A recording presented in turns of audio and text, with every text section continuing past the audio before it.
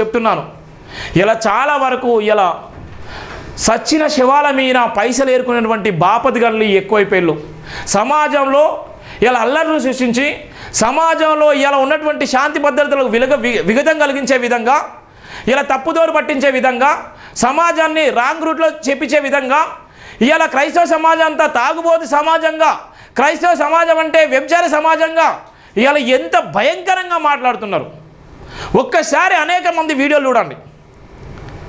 వందలాది మంది విరుచుకుపడుతున్నారు, వేలాది మంది క్రైస్తవ సమాజం మీద విరుచుకుపడుతున్నారు, వేలాది మంది ప్రవీణ్ పగడాల విషయంలో రాంగుగా మాట్లాడుతున్నారు. మరి మనం ఏం చేస్తున్నాం?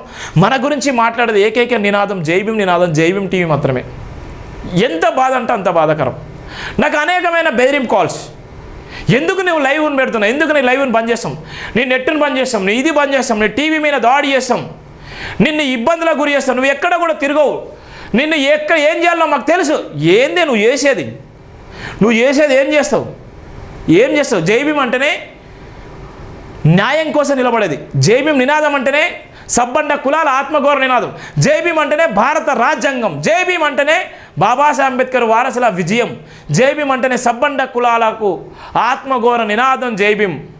జైభీం ఒక్కడే కాదు, జైభీం అంటే కోట్లాది మంది గుండె చప్పుడు, కోట్లాది మంది అభిమానులు ఉన్నటువంటి జైభీం టీవీ, జైభీం నినాదం.